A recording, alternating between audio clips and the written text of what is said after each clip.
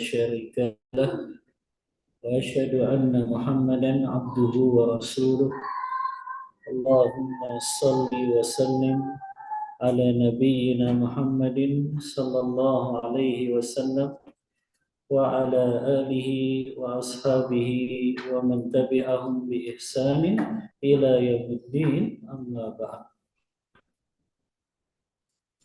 Akhwati fillah rahimani wa rahimakumullah. Para ummahat, para akhwat yang semoga Allah senantiasa melimpahkan rahmat dan hidayah taufik untuk kita semua.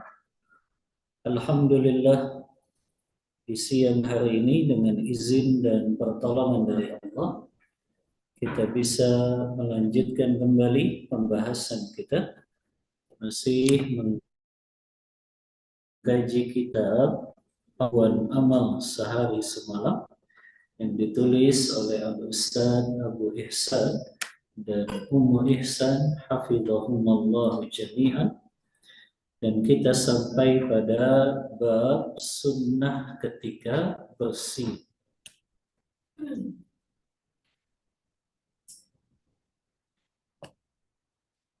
Sunnah ketika bersih, bab ke-27. Tidak ada seorang pun yang dapat menghindar dari bersin. Dan bersin itu salah satu dari nikmat Allah Ta'ala. Maka kita harus bersyukur dengan nikmat bersin tersebut, namun dengan cara-cara yang ditunjukkan atau dibimbing oleh Nabi Sallallahu Alaihi Wasallam. Bagaimana Rasulullah membimbing kita, memberikan petunjuk kepada kita ketika kita bersin? Berikut beliau jelaskan tentang sunnah adab-adab ketika kita bersin. Yang pertama, sunnah atau adab ketika kita bersin, meletakkan tangan atau baju ke mulut ketika bersin. Inilah petunjuk Nabi sebagaimana hadis yang diriwayatkan oleh Abu Daud, Imam Tirmidzi, dan Imam Tirmidzi mengatakan hadis ini sahih. Begitu juga Imam Zahabi mensahihkan hadis ini. Rasulullah SAW bersabda, "Idza atasa wada'a yadahu aw thawbahu ala fihi wa khafadha biha sautahu." Kata Rasulullah, kata sahabat ya, apabila Rasulullah bersin, maka beliau meletakkan tangan atau bajunya ke mulut dan beliau merendahkan suaranya. Hikmahnya, terkadang ketika seseorang bersin, keluarlah air liur dari mulutnya hingga dapat mengganggu orang yang berada di sekitarnya. Dan itu tersebarnya penyakit dengan izin Allah Ta'ala. Jadi yang kita tutup apa? Hidung dan mulut. Karena biasanya yang keluar dari dua lubang ini ketika kita bersin kan, apakah itu yang keluar ingus dari hidung kita atau yang keluar air liur dari mulut kita? Maka dua-duanya diusahakan untuk ditutup. Dan inilah sunnah.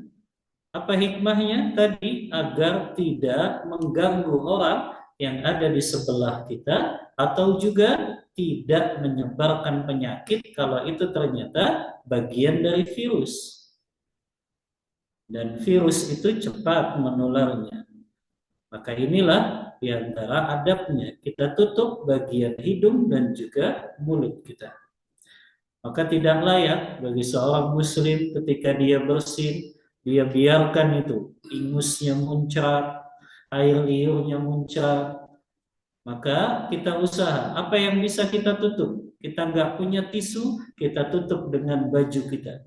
Kita nggak punya ya yang lain, misalnya baju ini mau dipakai ke acara penting, nggak mungkin. Jadi untuk menutup hidung yang bersih, maka tutup dengan tangan kita. Ini adab yang pertama ketika kita bersin.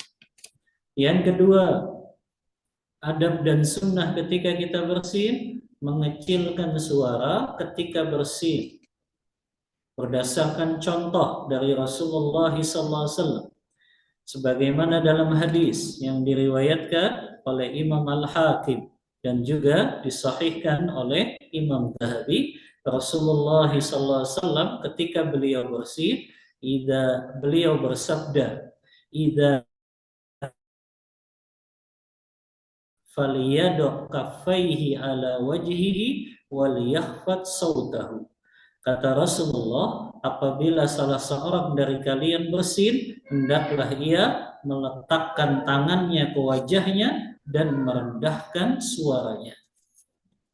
Jadi jangan malah sengaja buat orang kaget. Suaranya besar karena nggak ditutup tadi. Biasanya kalau dia tutup dengan tangannya, insya Allah suaranya tidak besar ketika dia bersin. Ini adab yang kedua, kecilkan suara ketika bersin. Yang ketiga, adab dan sunnah ketika bersin, memuji Allah Ta'ala setelah kita bersin. Sebagaimana doa yang diajarkan oleh Rasulullah SAW. Dalam hadis yang diriwayatkan oleh Imam Bukhari dalam kitab sahihnya. Kata Rasulullah, "Idza atasa ahadukum falyaqul alhamdulillah. Waliyakul lahu akhuhu aw sahibu yarhamukallah. Fa idza qala lahu yarhamukallah falyakul yahdikumullahu wa yuslihu balakum." Kata Rasulullah, apabila salah seorang di antara kalian bersin, maka hendaklah ia ucapkan alhamdulillah, segala puji bagi Allah. Jika ia telah mengatakan itu, lalu saudaranya yang ada di sebelahnya mendengar, maka dia ucapkan doa, yarhamukallah, semoga Allah merahmatimu. Lantas, jika temannya tersebut mengucapkan yarhamukallah, maka orang yang bersin juga membalas doanya, yahdikumullah wa yuslihu balakum. Semoga Allah memberimu petunjuk dan memperbaiki keadaan. Hadis riwayat Bukhari dalam kitab sahih. Rasulullah SAW juga bersabda dalam hadis yang diriwayatkan juga oleh Imam Bukhari dalam kitab sahih. Kata Rasulullah, "Innallaha yuhibbul utasa wa yakrahu tatha'uba fa idza atasa fahamidallaha fahaqqun ala kulli muslimin sami'ahu an yushammitahu." Kata Rasulullah, sesungguhnya Allah menyukai orang yang bersin dan dia membenci orang yang menguap. Maksudnya menguapnya tidak ditutup. Nanti ada adab-adab ketika menguap. Maka jika salah seorang di antara kalian bersin, hendaklah dia memuji Allah Ta'ala. Wajib atas setiap muslim yang mendengarnya untuk mengucapkan tashmid. Tashmid itu yaitu ucapan yarhamukallah. Semoga Allah merahmati. Ini adab yang keempat. Setiap kita bersin, kita ucapkan alhamdulillah karena itu nikmat yang Allah berikan. Karena bersin itu kan kita mengeluarkan kotoran yang ada dalam hidung kita. Adab dan sunnah yang keempat bagi orang yang bersin. Mengingatkan orang yang bersin agar mengucapkan hamdalah ketika dia lupa. Jadi ummahat kalau ada temannya bersin, dia nggak ngucapin hamdalah, maka diingatkan untuk memuji Allah. Bagaimana cara mengingatkannya? Seorang tabi'in, Abdullah bin Mubarak, mengajarkan caranya ummahat. Abdullah bin Mubarak pernah berada di sisi orang yang bersin. Kemudian orang yang bersin ini nggak ngucapin alhamdulillah. Maka Abdullah bin Mubarak berkata kepada orang yang bersin ini, "Wahai fulan, apa yang harusnya diucapkan oleh seorang muslim jika ia bersin?" Maka orang ini menjawab, "Alhamdulillah." Maka Abdullah bin Mubarak langsung menjawab, "Yarhamukallah." Jadi begitu caranya ummahat ya. Jadi jangan malah dicela, kamu nggak alhamdulillah lagi. Tapi tanya kepada orang ini, Apa sih yang layak diucapkan seorang muslim ketika dia bersih? Maka dia ucapkan alhamdulillah, langsung kita jawab ya alhamdulillah. Begitu caranya mengingatkan orang yang ketika bersin dia tidak baca alhamdulillah. Yang kelima, tidak perlu mendoakan orang yang bersin 3 kali berturut-turut. Sebagaimana hadis Rasulullah SAW yang diriwayatkan oleh Ibnu Sunni, dan hadis ini disahihkan oleh Syekh Albani dalam Sahihul Jami. Kata Rasulullah, "Idza atasa ahadukum falyushammithu jalisuhu, fa in zada ala thalathin fahuwa mazkum, fala yushammithu ba'da thalath." Jika salah seorang dari kalian bersin, hendaklah orang yang ada di dekatnya mendoakannya. Adapun jika ia bersin lebih dari 3 kali, berarti dia sedang pilek. Maka jangan kalian tashmid untuknya. Tadi ya, tashmid itu ucapan yarhamukallah. Jangan kalian tashmid setelah dia bersinnya 3 kali. Karena orang yang dia bersin lebih dari 3 kali itu biasanya karena dia dalam keadaan pilek atau flu. Rasulullah juga bersabda, "Syammit akhaka thalatha." Doakan saudaramu yang bersin 3 kali. Berarti maksimal 3 kali ummahat. Ada di sebelah kita bersin, hajim.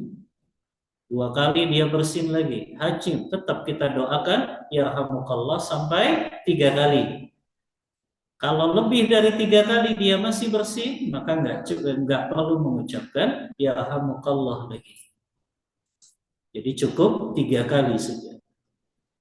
Sebagaimana juga ada seorang laki-laki bersin di hadapan Rasulullah, maka beliau berkata yarhamukallah, kemudian dia bersin lagi, maka beliau berkata ar-rajulu mazkum.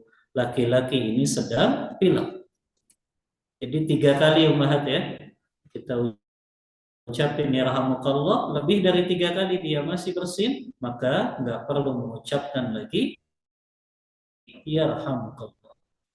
Bagaimana kalau yang bersin itu orang kafir? Didoakan tidak? Didoakan kalau mahat kalau yang bersin orang kafir? Hah? Didoakan kalau dia memuji Allah. Tapi doanya bukan yarhamukallah.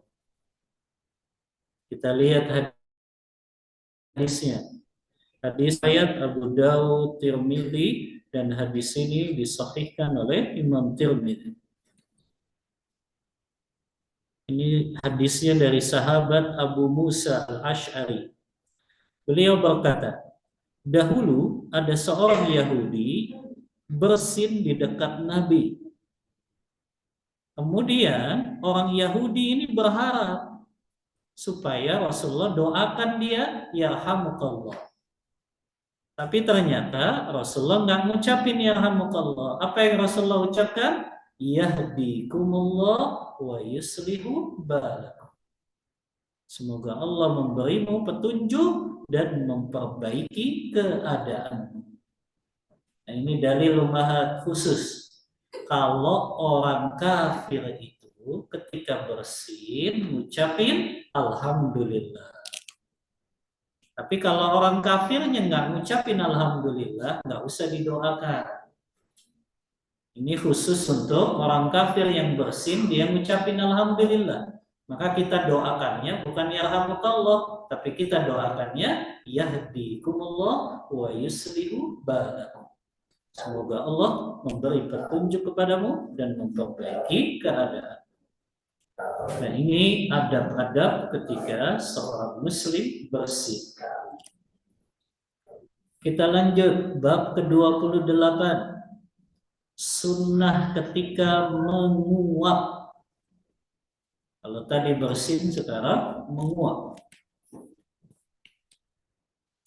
Kata beliau, pengarang kitab ini, hafizahullah ta'ala, menguap adalah perbuatan yang berasal dari syaitan. Sebagaimana sabda Nabi sallallahu alaihi wasallam, al-utasu minallah wa tasa'ubu minasyaitan, fa idza tasa'aba ahadukum falyadha yadahu ala fihi wa idza qala ah fa inna syaitana yadhaku min jawfi wa inna allaha yuhibbul utasa wa yakrahu tasa'uba.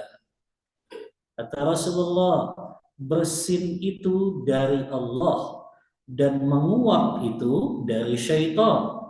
Jika salah seorang dari kalian menguap, maka tutuplah mulutnya dengan tangannya. Dan jika ia mengatakan, berarti syaitan telah tertawa di dalam perutnya. Sesungguhnya Allah menyukai bersin dan membenci menguap. Hadis riwayat Tirmidzi, Al-Hakim, Ibnu Khuzaimah, dan hadis ini disahihkan oleh Imam Al-Hakim dan juga disahihkan oleh Imam Zahabi. Berarti menguap itu kalau kita bisa tahan, ditahan memahami. Kalau tidak bisa ditahan, boleh menguap tapi dengan cara apa?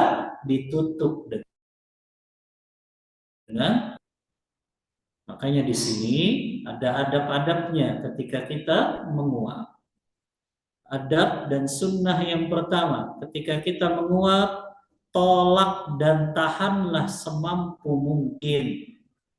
Maksudnya kita berusaha untuk menolak, mengalahkan, dan menahannya. Khususnya ketika sedang sholat. Jadi kalau sholat pengen nguap, ditahan umahat. Tapi kalau nggak bisa ditahan, ya sudah. Tapi ditutup dengan apa? Bagian tangannya. Dan tidak sengaja dikeluarkan suara yang keras. Wah, itu tidak beradab namanya. Harusnya dia kecilkan suaranya ketika nguap dan dia tutup. Kalau bisa tidak bersuara. Sebagaimana sabda Rasulullah SAW yang diriwayatkan oleh Imam Muslim dalam kitab sahihnya. Kata Rasulullah, idza tasa'aba ahadukum fis salati falyakdzib mastata'a fa inna syaitana yadkhul. Apabila salah seorang dari kalian menguap dalam salat, hendaklah dia berusaha menahannya karena syaitan sedang berusaha masuk. Maka kita nggak boleh heran gimana syaitan masuk.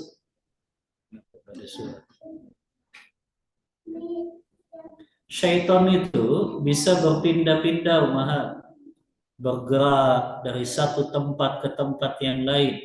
Bahkan syaitan bisa berubah-ubah seperti udara dan angin. Syaitan tidak memiliki jasad seperti manusia. Maka kita wajib meyakini syaitan bisa masuk ke dalam mulut seseorang yang dia ketika menguap tidak menutup mulutnya.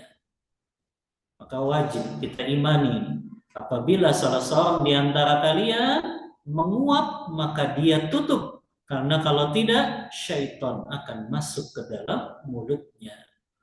Wajib kita imani hadis-hadis yang berkata, yang berucap tentang ilmu gaib, perkara-perkara gaib, karena Rasulullah bersabda melalui wahyu dari Allah sebagaimana firman Allah Ta'ala dalam surah An-Najm ayat 3 dan 4, wa ma yantiqu 'anil hawa in huwa illa wahyu yuha. Tidaklah yang diucapkan Muhammad kecuali wahyu dari Allah, dan itu semua adalah wahyu, bukan hawa nafsu. Yang kedua, meletakkan tangan pada mulut ketika kita menguap. Maksudnya supaya tidak terbuka. Karena tadi syaitan berusaha masuk. Dalam hadis yang diriwayatkan oleh Imam Muslim dan juga diriwayatkan juga Oh iya, Imam Muslim saja dalam kitab sahihnya Rasulullah bersabda, "Idza tasa'aba ahadukum falyumsik ala fihi fa inna syaitana yadkhul." Apabila salah seorang di antara kalian menguap, maka hendaklah dia tahan mulutnya dengan tangannya karena syaitan sedang berusaha masuk. Tujuan lainnya apa? Supaya tidak mengeluarkan suara yang keras, Umar. Orang kalau nggak ditutup kan begitu kan, suara nguapnya gimana? Wow. Tapi kalau dia tutup, nggak ada suaranya. Ya, nah ini diantara tujuan kenapa Rasulullah memerintahkan kalau menguap untuk ditutup dengan tangannya. Ini adab dan sunnah ketika menguap. Kita lanjut bab ke-29. Sunnah berjalan dan berkendaraan. Adab berjalan kaki.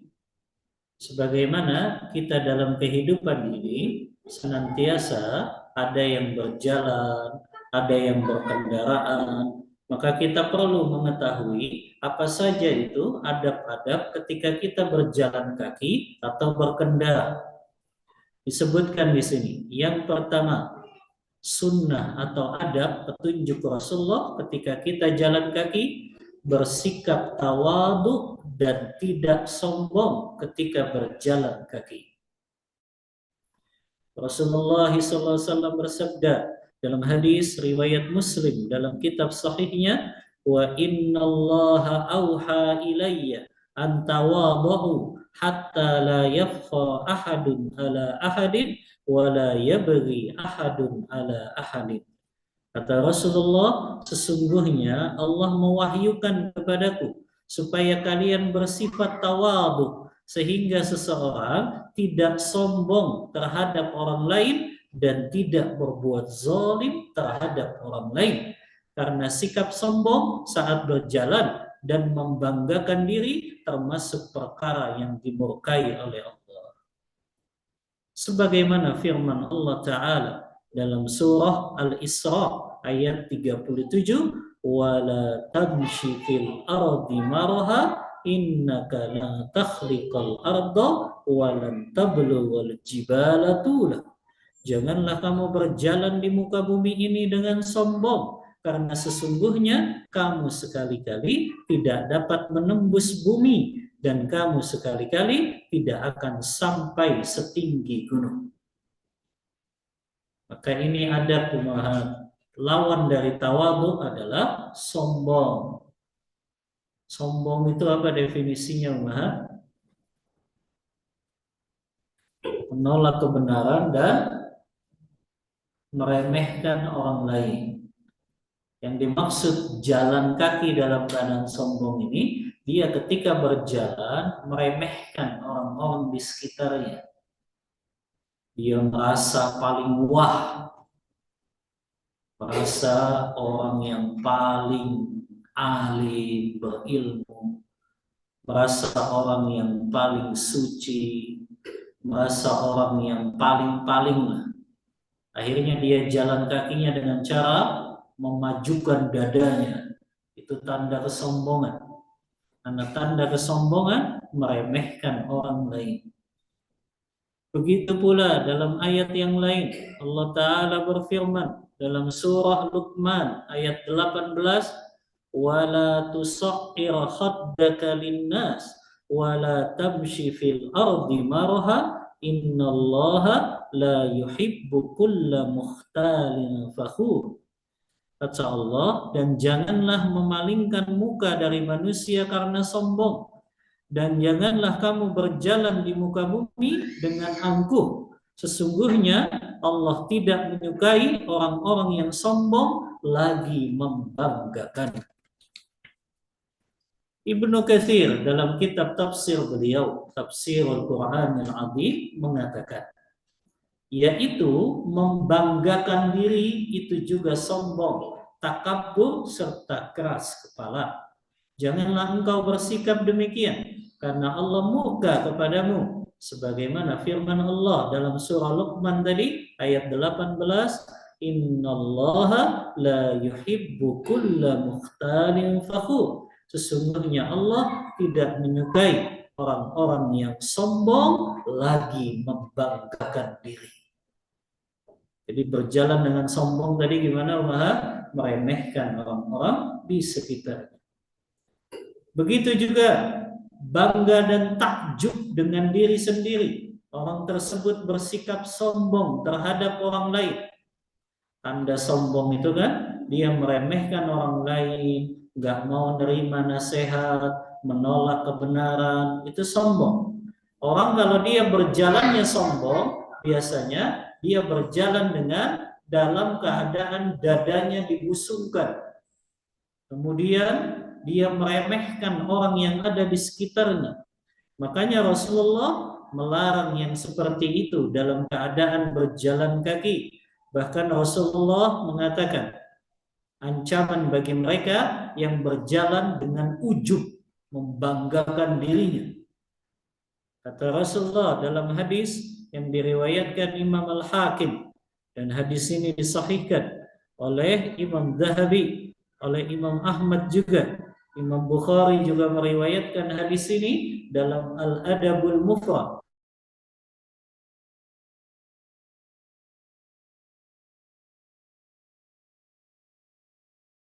Talu fi misyatihi illa laqiyallaha ta'ala wa huwa alaihi ghadban. Kata Rasulullah, tidaklah seseorang mengagungkan dirinya, membanggakan dirinya sendiri. Kemudian dia banggakan dirinya saat berjalan kaki, kecuali dia akan menemui Allah dalam keadaan Allah marah kepadanya. Maka di sini kita dituntut sifat apa? Tawadhu ketika berjalan kaki sekali. Kita tidak membanggakan diri, ujub dengan apa yang kita pakai, dan kita juga tidak meremehkan orang-orang yang kita lewati. Ini adab yang pertama. Sunnah adab yang kedua ketika berjalan kaki, yaitu bersahaja saat berjalan. Apa yang dimaksud bersahaja? Yaitu tidak terlalu cepat, tidak terlalu lambat. Ini adab dan sunnah berjalan kaki. Jangan lambat. Kalau dia jalan sama temannya sudah ninggalin jauh, tapi sedang saja. Dan juga tidak terlalu cepat, karena ini akan buat orang ngos-ngosan, nggak nyaman setelah itu.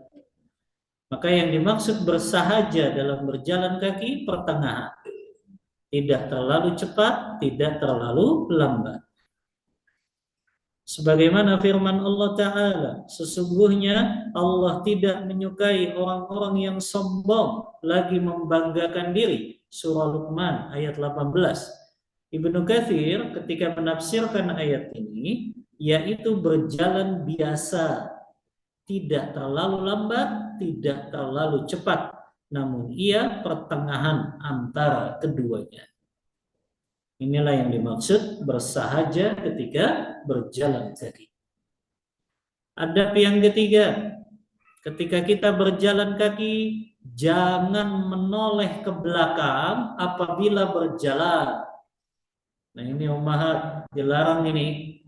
Ummahat lagi jalan, nengok ke belakang, bahaya, depannya ada lubang, depannya ada tiang, apalagi depannya ada ikhwan lagi, tabrakan sama ikhwan. Nah, ini bahaya, nggak boleh menoleh ke belakang. Kalau mau noleh ke belakang, berhenti dulu jalannya. Ini yang dimaksud. Jadi nggak boleh noleh ke belakang, nggak kapan sambil jalan ke depan dia noleh, nggak boleh. Kalau dia mau noleh, dia berhenti dulu jalannya. Ini adab yang terpuji. Karena kenapa? Menoleh ke belakang saat berjalan dapat mencelakakan dirinya. Mana tahu ada lubang, tiang, benda-benda lainnya. Dia nggak lihat itu ada di hadapannya. hingga akhirnya dia nabrak tanpa sadar. Kalau dia mau noleh ke belakang, berhenti dulu. Sama kan? Kalau kita mau nyebrang juga, kita berhenti dulu. Ya, jadi noleh ke belakang boleh kapan? Saat kita berhenti jalannya. Tapi sambil jalan kita noleh, ini yang dilarang. Karena bisa mendatangkan mudarat kepada orang tersebut. Yang keempat, berjalan dengan kuat atau tegar dan menghindari gaya jalan yang tercela.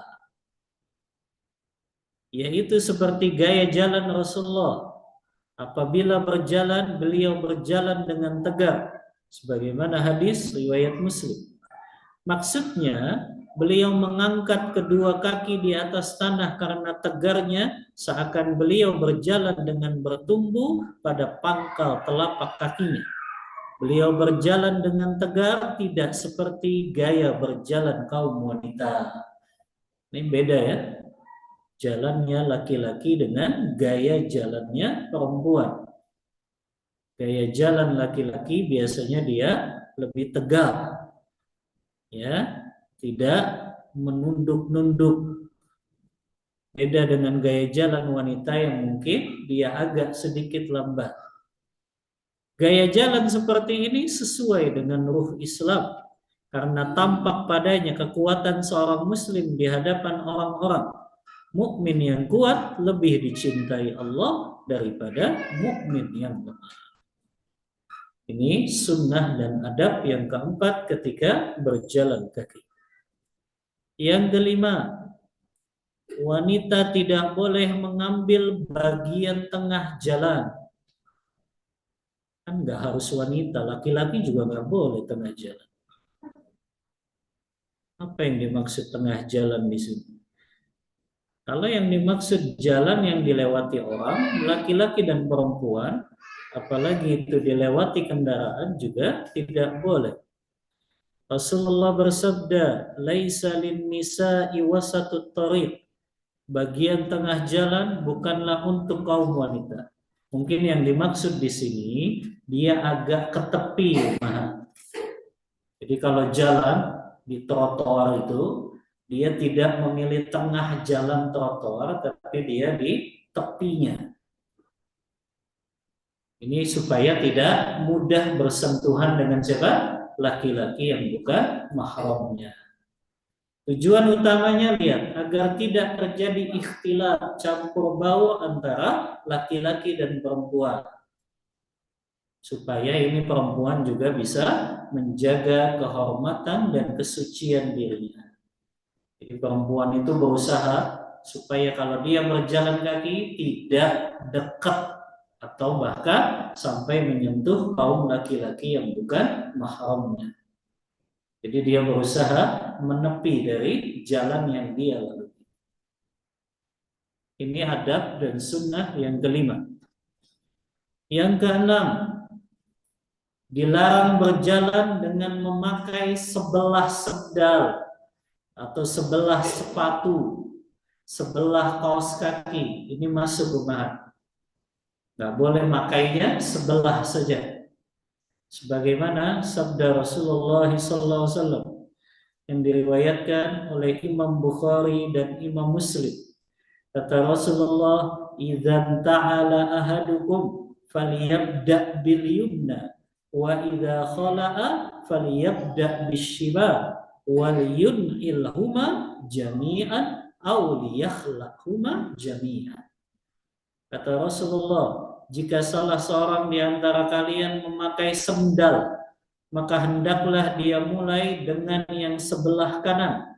Jika dia melepasnya, maka hendaklah dia mulai dengan sebelah kiri. Pakailah kedua-duanya atau lepaskan kedua-duanya. Adapun memakai salah satunya saja, ini dilarang, haram hukumnya.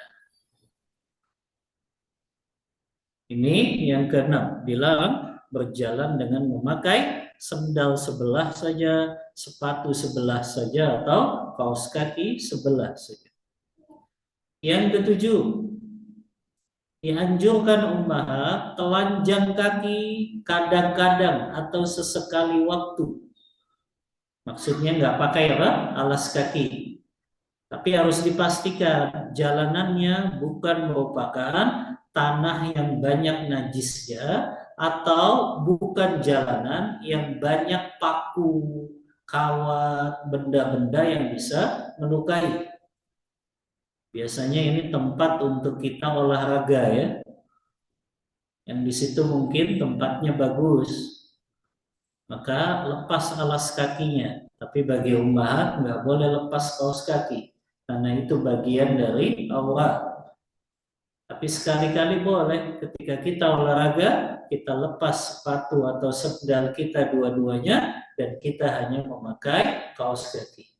Atau kalau ummahat di rumah olahraganya, di rumahnya misalnya ada batu-batu kerikil, berjalan di atas batu tersebut, sekaligus dalam rangka terapi. Nah ini diusahakan karena ada anjuran untuk kadang-kadang berjalan dengan tanpa alas kaki. Apa tujuannya? Untuk menunjukkan ketawaduan di sisi Allah Ta'ala. Rasulullah SAW membimbing para sahabat agar sesekali waktu mereka bertelanjang kaki. Dalam sebuah hadis disebutkan, Nabi memerintahkan kami agar kadangkala bertelanjang kaki. Hadis riwayat Ahmad, Abu Daud, Nasai, dan hadis ini disahihkan Syekh Albani. Begitu juga bertelanjang kaki ditinjau dari sisi lain, sisi kesehatan, yaitu menyehatkan tubuh dengan catatan tidak terdapat najis pada tanah yang dia mau lewat yang dapat mencederai kakinya.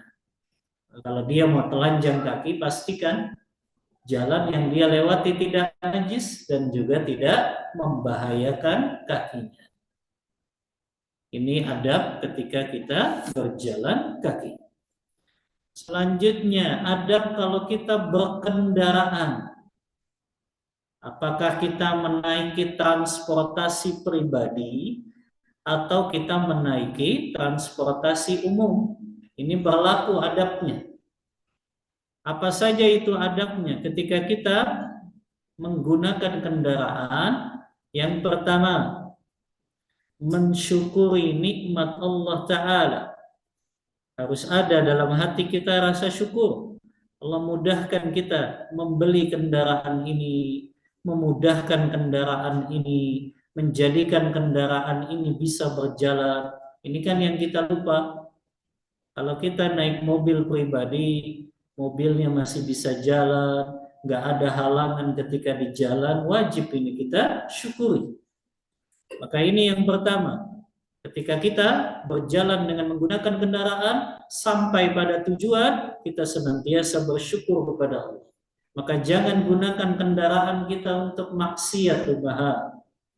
Jangan gunakan kendaraan kita untuk menuju tempat-tempat yang dimurkai Allah.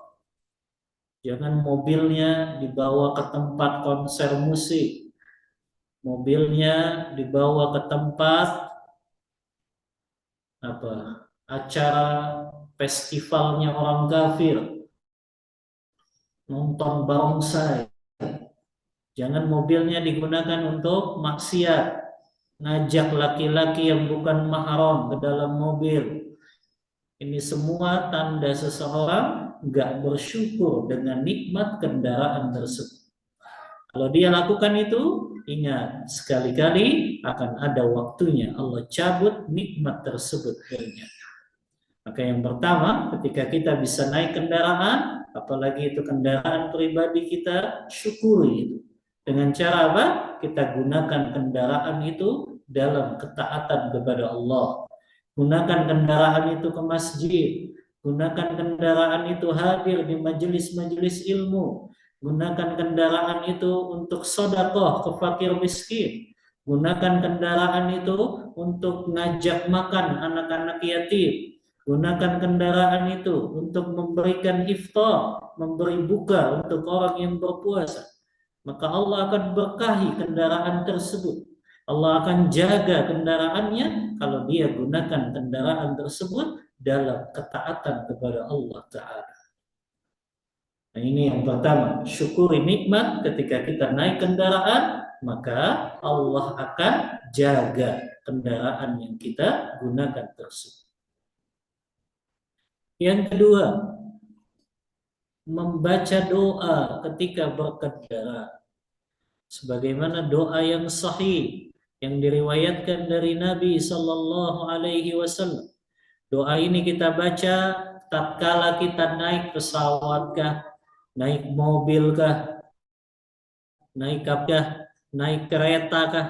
Doa ini mengandung keberkahan. Ketika orang yang menaiki kendaraan, dia baca doa ini, maka Allah akan jaga dia dalam perjalanannya. Apa itu doanya? Doanya adalah Bismillah, Alhamdulillah, Subhanalladzi sakhkhara lana hada wa ma kunna lahu muqrinin wa inna ila rabbina lamunqalibun. Alhamdulillah, Alhamdulillah, Alhamdulillah, Allahu Akbar, Allahu Akbar, Allahu Akbar, Subhanaka inni zalamtu nafsi faghfirli fa innahu la yaghfiru dzunuba illa anta. Ini doa yang diriwayatkan oleh Abu Dawud, Tirmidzi, Al-Hakim dan para ulama mensahihkan hadis ini. Makna doanya, Bismillah dengan menyebut nama Allah. Alhamdulillah, segala puji bagi Allah. Subhanalladzi sakhkhara lana hada. Maha suci Allah yang telah menundukkan bagi kami kendaraan ini. Wa ma kunna lahu muqrinin. Padahal sebelumnya kami tidak dapat menguasai kendaraan ini. Wa inna ila rabbina lamunqalibun. Sesungguhnya kepada Rabb kami akan dikembalikan. Alhamdulillah, dia puji Allah 3 kali. Kemudian Allahu Akbar, dia baca Allah Maha Besar 3 kali. Kemudian dia baca Subhanaka inni zalamtu nafsi. Maha suci engkau ya Allah, sesungguhnya aku menzalimi diriku sendiri, maka ampunilah aku, faghfirli, karena tidak ada yang bisa mengampuni dosaku kecuali hanya engkau semata. Inilah doa ketika kita naik kendaraan apapun umat, apakah itu di darat, apakah itu di laut, apakah itu di udara.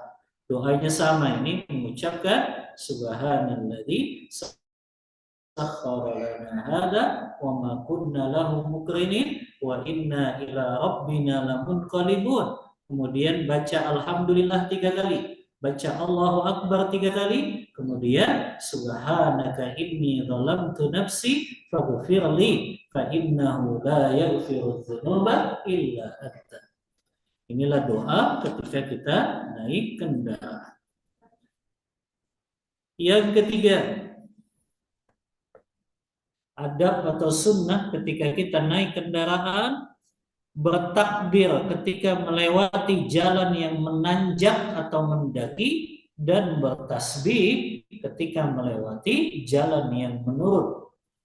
Sebagaimana hadis dari Jabir bin Abdullah yang beliau berkata, jika kami melewati jalanan yang mendaki, kami bertakbir, dan jika kami melewati jalan yang menurun, kami bertasbih. Hadis riwayat Bukhari dalam kitab sahihnya. Ini menunjukkan apa, Umar? Dalam berkendara pun kita nggak lepas dari zikir kepada Allah. Maka kita ingat, kalau jalanannya mendaki, Allahu Akbar. Kalau jalanannya menurun, Subhanallah. Ini bagian dari tanda hati yang bersih, yang selalu berzikir, mengingat Allah Ta'ala apapun situasi dan keadaan. Ini 3 adab dan sunnah ketika kita menaiki kendaraan. Kita lanjut bab 30. Adab-adab dan sunnah ketika berjumpa dengan sesama muslim. Maka berjumpa dengan sesama muslim itu ada adab-adabnya. Rasulullah mengajarkan kita bagaimana sunnah-sunnah dan adab-adab ketika kita berjumpa dengan saudara muslim atau saudari muslimah kita. Adab dan sunnah yang pertama, tersenyum dan menunjukkan wajah yang berseri. Jadi jangan sampai cemberut umat ketemu sahabatnya. Kita bertemu dengan siapapun, selama dia muslim atau muslimah, maka dia tersenyum. Tapi kalau muslimah, jangan dia senyumnya untuk mencari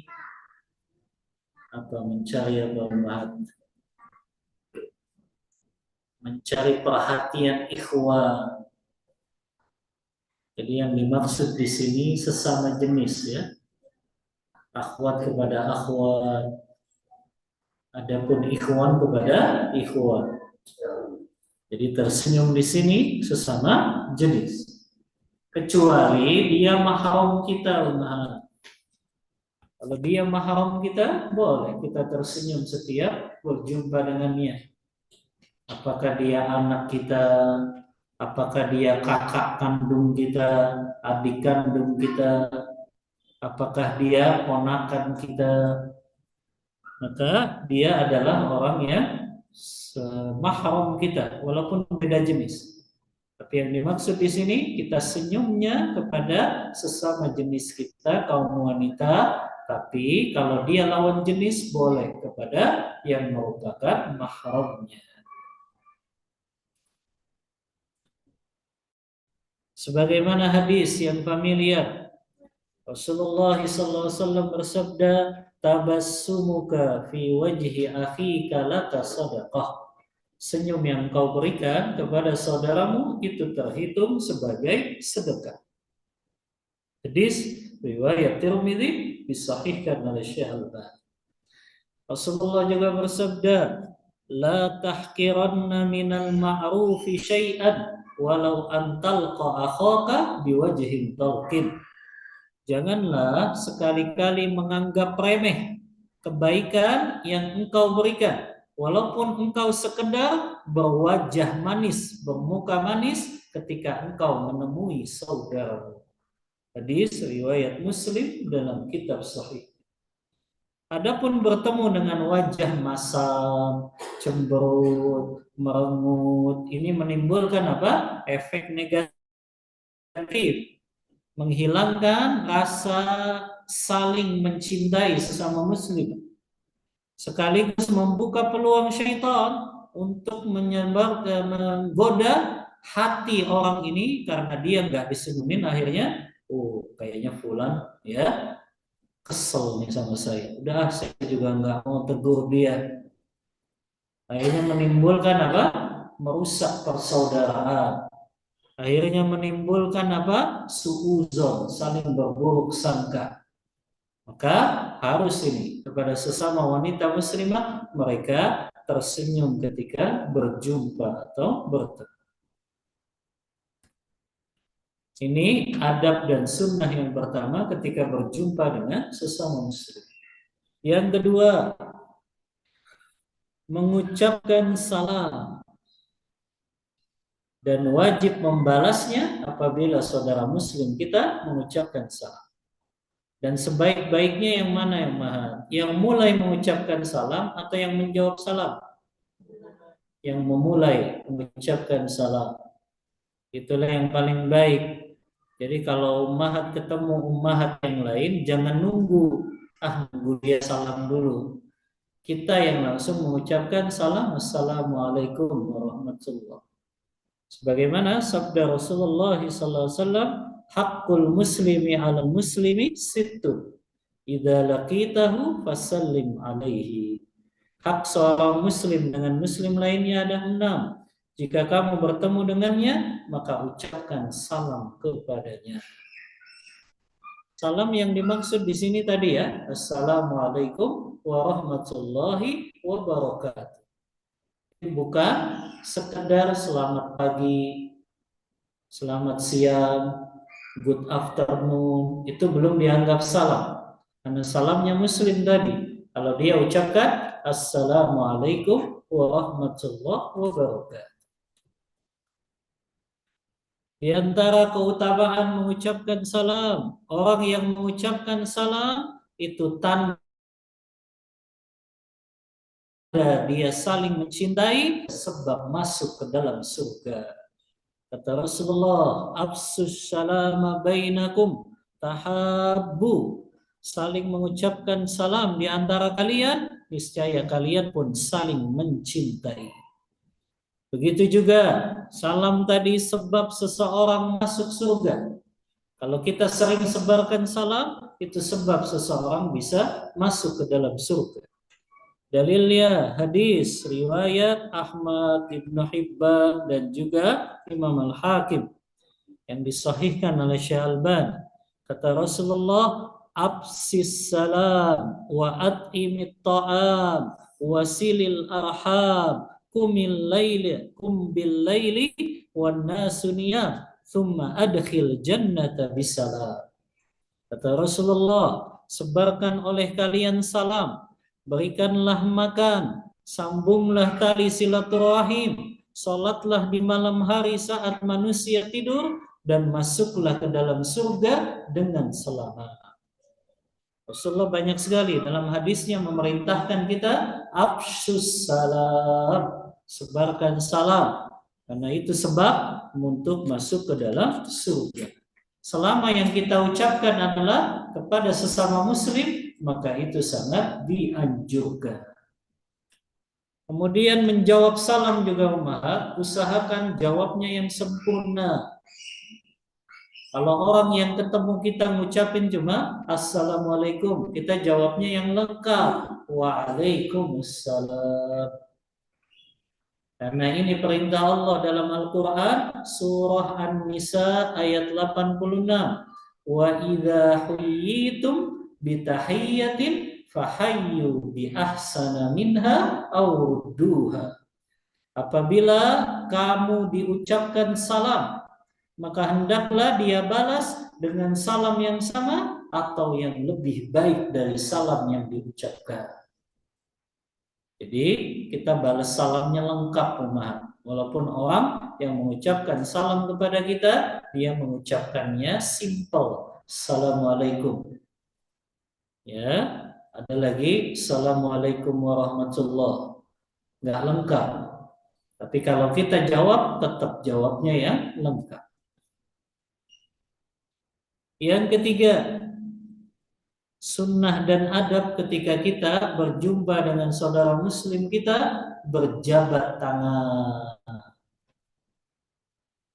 Ini ingat ya, bagi sesama jenis, ikhwan dengan ikhwan, akhwat dengan akhwat. Dianjurkan mengulurkan tangan untuk menjabat tangan saudara kita sesama muslim ketika bertemu. Ini dapat mempererat hubungan dan menumbuhkan cinta kasih. Bahkan dengan ini sebab digugurkannya dosa-dosa kita. Lihat hadisnya Ummahat. Hadis yang diriwayatkan oleh Imam Tabrani. Dan hadis ini disahihkan oleh Syekh Albani dalam silsilatul ahadis as-sahih. Kata Rasulullah, "Innal mu'mina idza laqiyal mu'mina fasallama alaihi wa akhadha biyadihi wa safahahu tanatharat khatayahuma kama yatanathara waraqus syajar." Kata Rasulullah, sesungguhnya jika seorang mukmin bertemu dengan mukmin yang lain, kemudian dia ucapkan salam dan dia jabat tangannya, maka berjatuhanlah segala dosanya laksana daun yang bergururan sampai tangannya saling berlepas. Jadi semakin lama umat, semakin gugur dosa-dosanya. Jadi semakin lama nih jabatannya, ya itu semakin berguguran dosanya sampai dia melepasnya. Begitu juga dalam hadis yang lain, "Ma min muslimaini yaltaqiyan fayatasafahani illa ghufira lahuma qabla an yaftariqa." Nah ini hadisnya, Pak. Tidaklah dua orang muslim saling bertemu dan keduanya berjabat tangan kecuali dosa mereka diampuni berguguran sampai kedua tangannya dilepaskan. Walaupun di sini sampai mereka berpisah, tapi yang dimaksud di sini sampai kedua tangannya dilepaskan. Hadis riwayat Ahmad, Abu Dawud, Tirmidzi disahihkan oleh Syekh Al-Albani. Yang keempat, sunnah dan adab ketika kita berjumpa dengan saudara muslim atau saudari muslimah kita, berpelukan ketika menyambut saudara atau saudari dari safar. Jadi ini yang disyariatkan, berpelukannya kalau dia dari safar. Ini menunjukkan kuatnya rasa cinta dan persahabatan di antara mereka. Sebagaimana yang disampaikan para sahabat. Saat sahabat pergi ke negeri Syam untuk mendengar hadis dari Abdullah ibnu Unais, Jabir bertutur, lalu dia keluar menyambutku dan memelukku. Dalam beberapa asar disebutkan, sahabat jika bertemu, maka mereka saling berjabat tangan. Dan apabila mereka pulang dari safar, mereka berpelukan. Hadis riwayat Tabrani sahihkan juga oleh Syekh Albani dalam Silsilatul Ahadits As-Shahihah. Ini adab yang keempat. Adab yang kelima, apabila muslim atau muslimah berjumpa dengan saudara dan saudarinya yang muslim dan muslim. Yang kelima, menghindari perbuatan yang diharamkan syariat.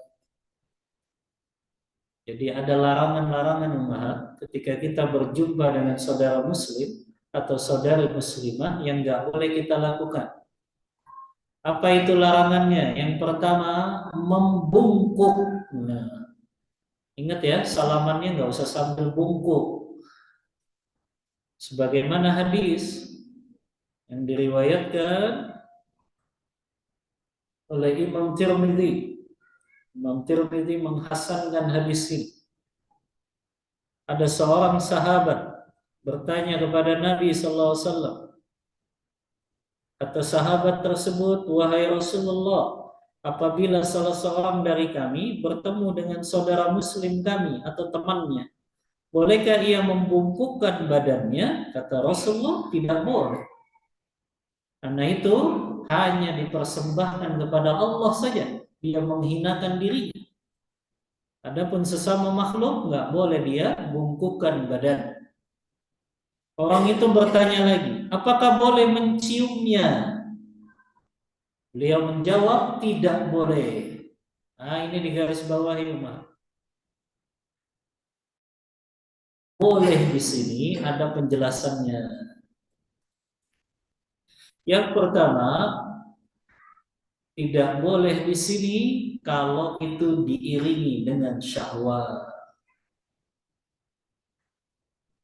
Tidak boleh di sini diiringi dengan syahwat. Yang kedua,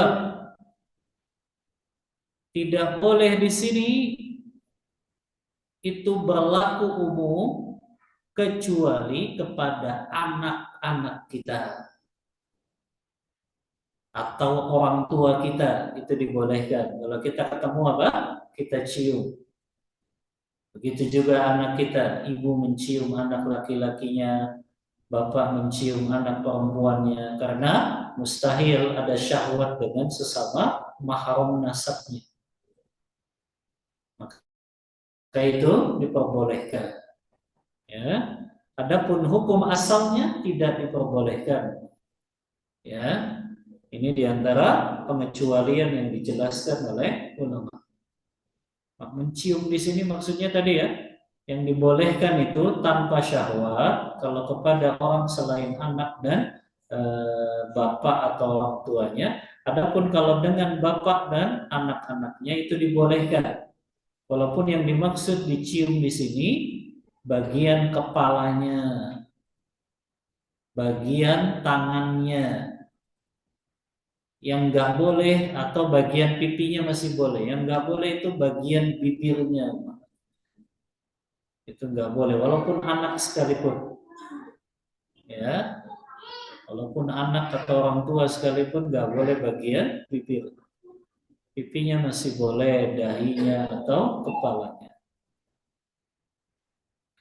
Kemudian orang itu bertanya kembali, apakah boleh menjabat tangannya? Baru Rasulullah jawab, boleh kalau menjabat tangannya.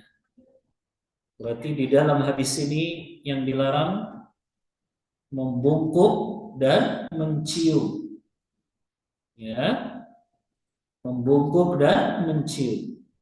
Walaupun sebagian ulama membolehkan kalau menciumnya sahabat atau saudara muslim, saudari muslimahnya yang pulang dari safar. Kalau dia pulang dari safar, boleh kita cium umahan. Tapi ingat tadi, bukan bibirnya, tapi bagian kepala atau bagian dari pipinya boleh. Wallahu ta'ala a'lam bissawab. Larangan yang ketiga yang juga kita nggak boleh melakukannya, tidak boleh mendahulukan salam kepada orang kafir. Dalilnya jelas. Hadis riwayat Imam Muslim dalam kitab sahihnya. Kata Rasulullah, la tabda'ul yahuda walan nasara bis salam fa idza laqitum ahaduhum fi tariqin fa idza laqitum ahadahum fi tariqin fattaruhu ila adyaqih. Kata Rasulullah, janganlah kalian terlebih dahulu mengucapkan salam kepada orang Yahudi dan orang Nasrani. Apabila kalian bertemu mereka, maka sempitkan jalan untuk mereka. Hadis riwayat Muslim dalam kitab sahihnya. Yang dimaksud nggak boleh mendahului salam tadi ya, mendahului mengucapkan Assalamualaikum warahmatullahi wabarakatuh. Adapun mendahului menyapa masih dibolehkan umaha. Kita ucapin selamat pagi, gimana kabarnya masih boleh. Yang nggak boleh mengucapkan salam terlebih dahulu. Tapi kalau dia mengucapin salam kepada kita, maka boleh kita jawab waalaikum. Kalau dia mengucapin assalamualaikum warahmatullah, orang kafir zaman sekarang kan juga fasih salamnya, maka kita jawab waalaikum. Ini pendapat mayoritas ulama. Walaupun kata Ibnu Qayyim, ini pendapatnya Ibnu Qayyim, kalau dia betul mengucapin salamnya Assalamualaikum, jawab dengan jawaban yang lengkap. Waalaikumsalam warahmatullahi wabarakatuh. Ibnu Qayyim berdalil dengan firman Allah tadi dalam surah An-Nisa, wa idza huyyitum bitahiyyatin fahayyu bi ahsana minha aw rudduha. Apabila ada yang mengucapkan salam kepada kalian, maka jawablah dengan salam yang sama atau jawab dengan salam yang lebih baik. Kata Ibnu Qayyim, ini berlaku apakah yang mengucapkan salamnya muslim atau orang kafir sekalipun selama dia dari ahlul kitab. Kalau dia dari ahlul kitab, tetap jawabnya dengan salam yang lengkap. Tapi wallahu a'lam, ana lebih condong pada pendapat mayoritas ulama. Kalau kafir mengucapin salam, cukup jawab dengan waalaikum saja. Tidak jawab dengan jawaban yang lengkap. Inilah adab-adab ketika berjumpa dengan saudara muslim kita dan juga orang kafir. Wallahu ta'ala a'lam bissawab. Untuk materi kita cukupkan sampai bab 30 ya.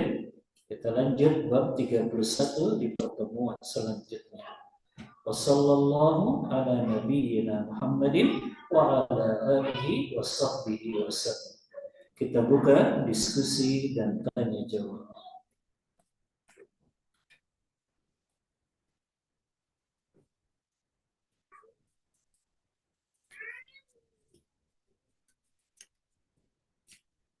Bismillah, izin bertanya. Kalau ketika sholat lalu merasa ngantuk sehingga lupa lanjutan bacaan suratnya, sebaiknya mengganti surat atau langsung ruku. Kalau dia masih mampu untuk melanjutkan sholatnya, dia ingat surat yang lain, dia ganti dengan surah yang lain.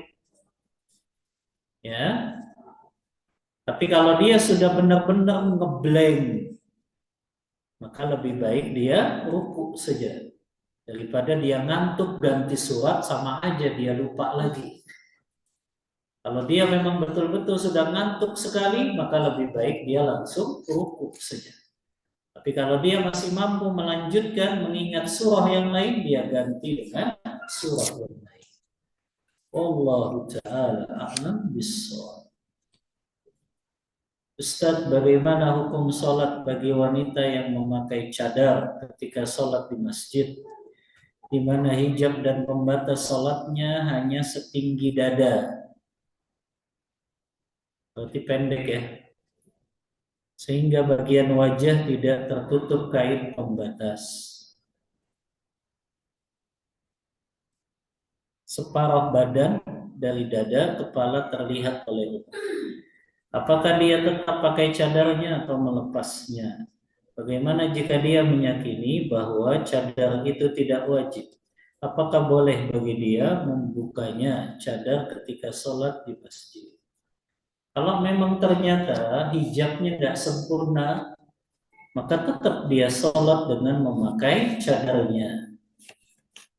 Tapi kalau dia menganggap cadar itu tidak wajib, memang cadar sebagian ulama mengatakan hukumnya sunnah muakkadah, sunnah yang sangat ditekankan. Tapi kalau itu bisa menimbulkan fitnah, lebih utama tetap dia tutup wajahnya. Apalagi kalau itu yang perintahkan suaminya, kalau suami sudah memerintahkan pakai cadar, maka wajib bagi istri itu mentaatinya.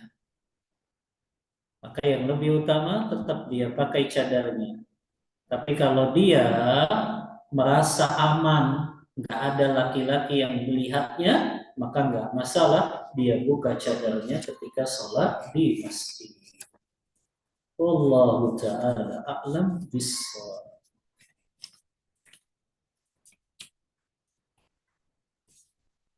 Afwan izin bertanya di luar tema Ustaz. Apakah setelah Ramadan bacaan tilawah kita mulai dari awal atau lanjutkan bacaan yang sudah ada sebelumnya? Lanjutkan, Umar.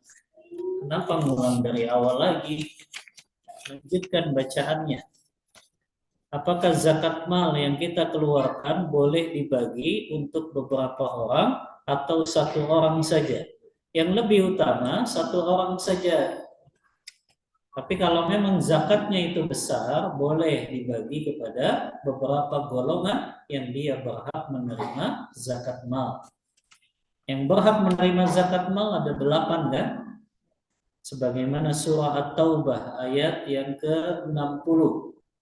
Allah berfirman, innamas sadaqat, sesungguhnya zakat-zakat harta kalian itu untuk al-fuqara, yang pertama orang fakir, yang kedua wal masakin, orang-orang miskin, yang ketiga wal amilina 'alaiha, amil di sini orang yang ditugaskan oleh negara untuk mengambil zakat dan menyalurkannya. Yang keempat wal mu'allafati qulubuhum, orang yang mu'allaf baru masuk Islam. Yang kelima wa firriqab, hamba sahaya sudah enggak ada. Yang keenam wal gharimin, orang yang terlilit hutang. Ingat ya, terlilit hutang, bukan punya hutang. Karena hampir orang di Indonesia seluruhnya punya hutang. Yang ketujuh wa fi sabilillah, orang yang berjihad di jalan Allah. Yang kedelapan wabni sabil, orang yang musafir dan kehabisan bekal. Maka yang lebih utama dari golongan yang pertama dulu, fakir. Salurkan itu ke fakir dulu. Apalagi kalau jumlahnya tidak terlalu banyak, lebih baik satu orang saja. Misalnya zakatnya cuma 2 juta. Lebih baik ke satu golongan saja. Kalau dia bagi 4, 500. Kecil, mahal. Karena tujuan zakat mal, kita berharap orang yang dia nerima zakat tahun ini, tahun depan dia nggak nerima zakat lagi. Sebetulnya tujuan zakat mal itu seperti itu.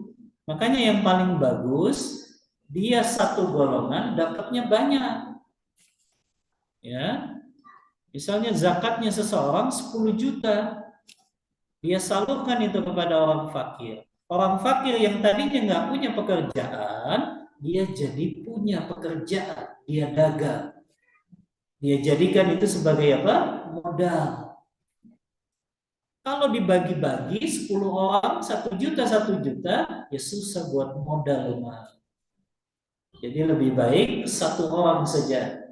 Karena fungsi zakat mal tadi untuk menjadikan orang ini tahun depan dia nggak terima zakat lagi karena sudah punya usaha. Dia bisa dagang dengan uang dari zakat mal tersebut. Yang ketiga, bagaimana adab berjalan bersama ahli ilmu, ustadz atau guru? Apakah sejajar dengan guru atau di belakang guru? Wallahu a'lam. Ana belum dapatkan dalil kalau kita jalan dengan guru harus di belakangnya. Kalau memang kita ada hajat dengan beliau, ingin ngobrol, ingin bertanya, maka boleh jalan di sebelahnya. Tapi kalau dia memang sudah berada di depan kita, nah itu baru kita jangan ngebut mendahulunya. Walaupun kita katakan duluan ya Ustaz, ya ada adabnya. Kalau kita memang sudah di belakangnya, sudah. Kita berjalan di belakang beliau. Tapi kalau kita ada hajat, ya boleh bertanya di samping beliau. Ya. Yang keempat, apakah boleh menggunakan sendal yang beda warna kanan dan kirinya? Nggak boleh. Ya, ini sama saja memakai sebelah saja sebetulnya. Karena beda pasangannya. Ya, ini masuk dalam hadis tadi. Lebih baik dia lepas keduanya atau dia pakai yang sama jenisnya, bukan berbeda jenisnya. Wallahu ta'ala a'lam bishawab.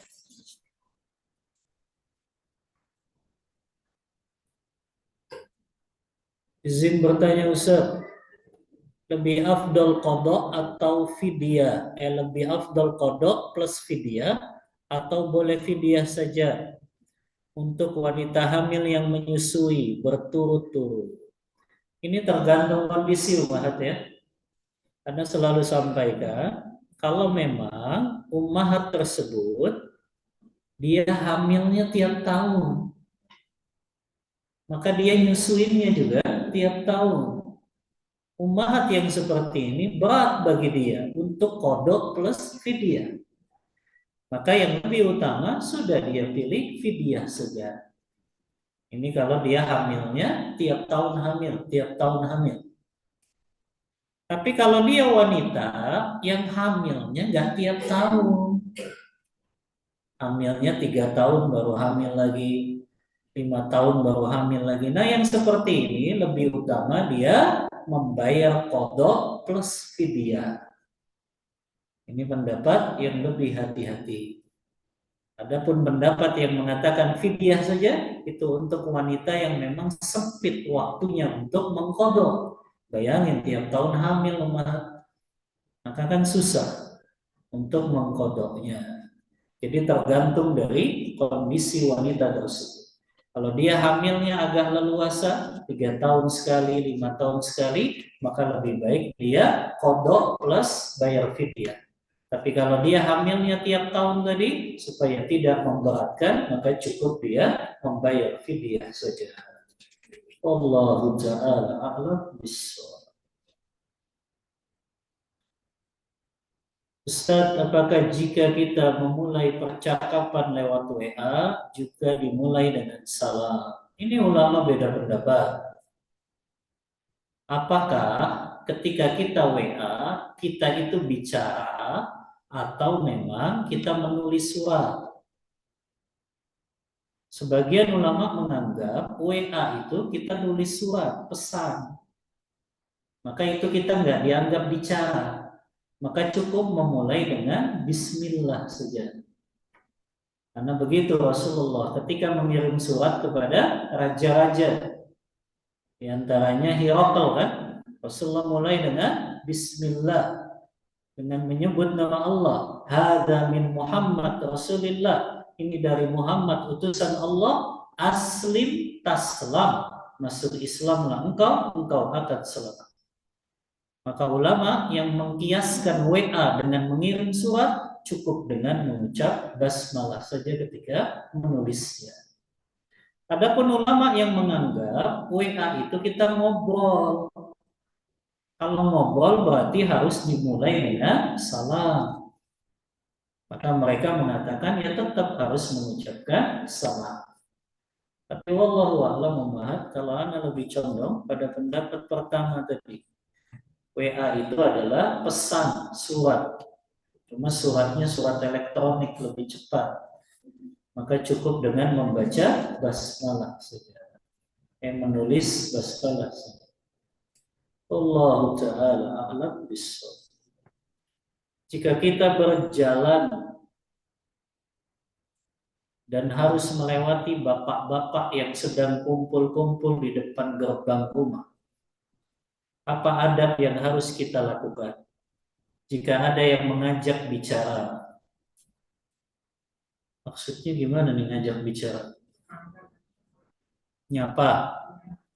Nyapa dari mana, Neng? Ya. Kalau dia nyapanya salam, ya kita jawab umat. Ya. Tapi kalau dia ngajak bicaranya untuk dalam waktu yang lama, jangan. Lebih baik untuk cepat-cepat.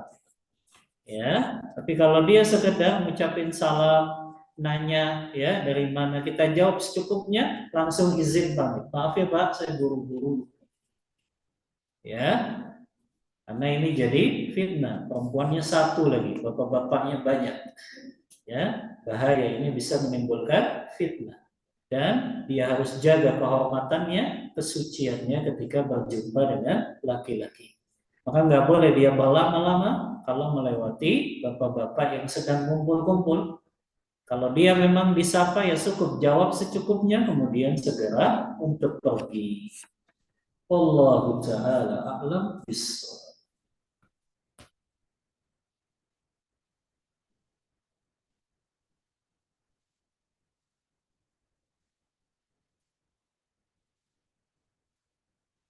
Pertanyaan online, bismillah. Ustaz, apabila seorang akhwat habis operasi wasir, ada efek keluar darah dari tubuh. Bagaimana hukum darah tersebut? Apakah bisa sholat dengan pakaian celana dalam terkena darah? Mohon pencerahan. Orang yang dia habis operasi, kemudian qadarullah ternyata keluar darah, ini sama seperti orang yang keluar darah istihadah, darah penyakit. Maka dia cukup ketika akan sholat, dia bersihkan itu. Dia pastikan di kemaluannya itu tidak ada darah lagi. Setelah bersih sudah, dia berwudu dan dia sholat. Ternyata selesai sholat keluar darah, maka itu dimaafkan. Sebagaimana orang yang istihadah kan, kewajiban dia apa? Untuk membersihkan ketika akan sholat saja. Adapun di tengah-tengah sholat itu keluar, insya Allah itu dimaafkan. Karena itu sama dengan darah penyakit. Hukum membaca surah Al-Kahfi pada hari Jumat adalah hadisnya dhaif. Namun saya tetap membacanya. Bahkan menyuruh anak-anak juga untuk membacanya. Bagaimana dengan hal tersebut? Hadis yang bicara tentang keutamaan baca surah Al-Kahfi di malam Jumat atau di hari Jumat, itu yang dianggap lemah oleh Dewan Fatwa Al-Irsyad, itu lemahnya karena itu bukan berasal dari Rasulullah. Tapi itu perkataan sahabat. Nah, perkataan sahabat umat, kalau bicara tentang perkara ghaib, dalam ilmu usul fikih itu dihukumi seperti Rasulullah yang berbicara. Jadi Umar, kalau ada sahabat bicara tentang perkara gaib, apa keutamaan baca surah Al-Kahfi?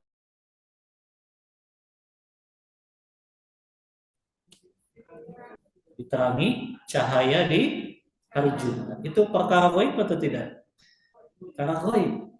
Ulama usul fikih punya kaidah, kalau sahabat bicara tentang perkara gaib, maka itu dihukumi Rasulullah yang berbicara. Karena nggak mungkin sahabat bicara tanpa ilmu. Sahabat semuanya apa? Adil. Sepakat itu para ulama hadis. Jadi nggak apa-apa umat mengamalkan itu. Bahkan tetap dianjurkan.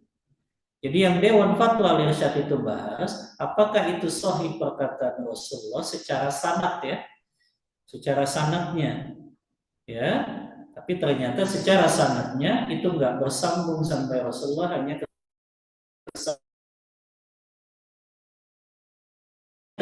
sahabat itu bicaranya tentang perkara gaib, maka itu dihukumi seperti Rasulullah yang berbicara. Karena nggak mungkin sahabat bicara perkara gaib tanpa ilmu. Paham Muhammad maksudnya? Nah, begitu. Wallahu ta'ala a'lam bissawab. Ustaz Afwan izin bertanya, ada seorang anak perempuan yang sudah bersuami.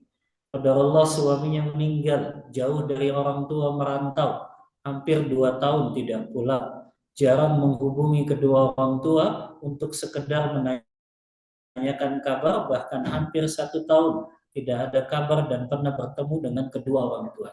Sikapnya acuh, sedangkan kedua orang tua cemas ingin tahu kondisi anak perempuannya. Ketika kedua orang tua menanyakan kenapa tidak pernah menanyakan kabar dan tidak pernah pulang, anak perempuan tersebut menjawab, penting sama sehatnya, yang penting doanya.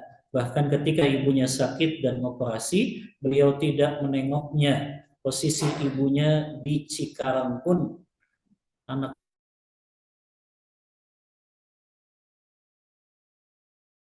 tidak mau mendatanginya. Apakah layak perlakuan seorang anak kepada kedua orang tuanya yang masih hidup seperti ini? Sedangkan anak perempuan tersebut bisa jalan-jalan ke sana ke sini.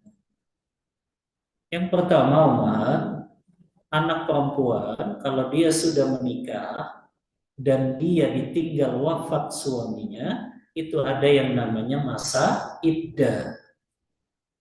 Dan selama masa iddah tersebut, perempuan itu ada yang namanya al-ihdad. Al-ihdad itu perempuan yang ditinggal wafat suami dilarang untuk berdandan, bersolek, keluar rumah kalau bukan ada hajat yang mendesak selama masa iddahnya. Itu namanya al-ihdad. Ya, maka husnuzon dulu. Oh, barangkali masa iddahnya berapa lama ditinggal wafat suami? 4 bulan 10 hari. Kalau sudah lebih dari 4 bulan, kemudian dia nggak menghubungi juga, baru orang tua yang menghubungi. Orang tua yang menghubungi dan ditanya tadi, yang penting semua sehat. Ya harusnya memang anak perempuan ini juga peduli kepada orang tuanya. Jadi sesekali kan nggak apa-apa dia kunjungi orang tua, sebulan sekali kan, ya. Atau orang tuanya yang segera mencarikan lagi suaminya. Karena kasihan, tidak ada lagi yang menafkahinya. Kasihan, butuh pendamping. Maka selayaknya orang tua yang ngajak anaknya, ayo kita duduk sini, ya. Walaupun memang perempuan tersebut dia bisa jalan ke sana ke sini, tapi kan tetap perempuan itu yang lebih baik memang di rumahnya. Maka yang lebih utama minimal anak ini memang harusnya lewat telepon, lewat WA, dia perhatian dengan orang tuanya. Apalagi tadi kalau orang tuanya sakit, maka hendaknya dia menjenguknya.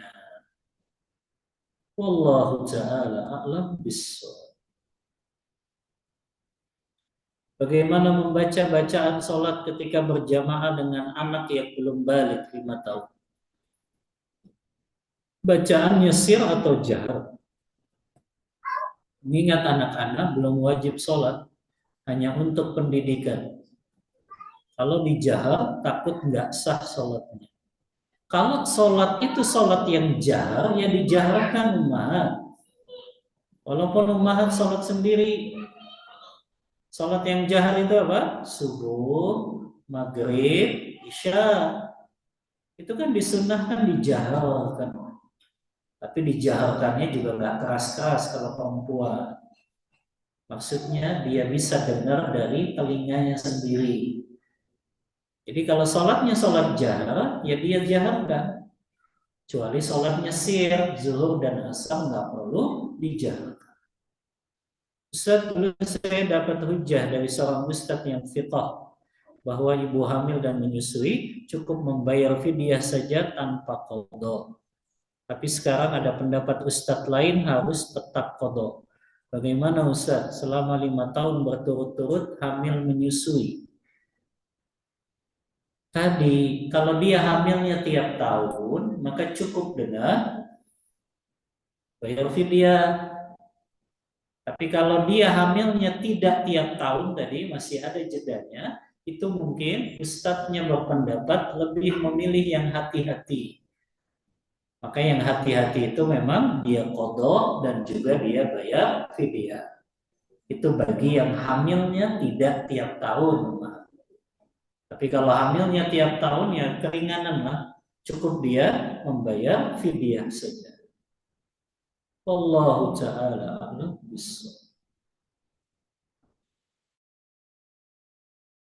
Kita mudik Hamin 5, saudara mau kasih zakat fitri ke khodimat yang mukim. Apakah bisa? Mengingat afdalnya Hamin 1. Bagaimana solusinya? Apa lebih baik diberikan ke orang lain saja?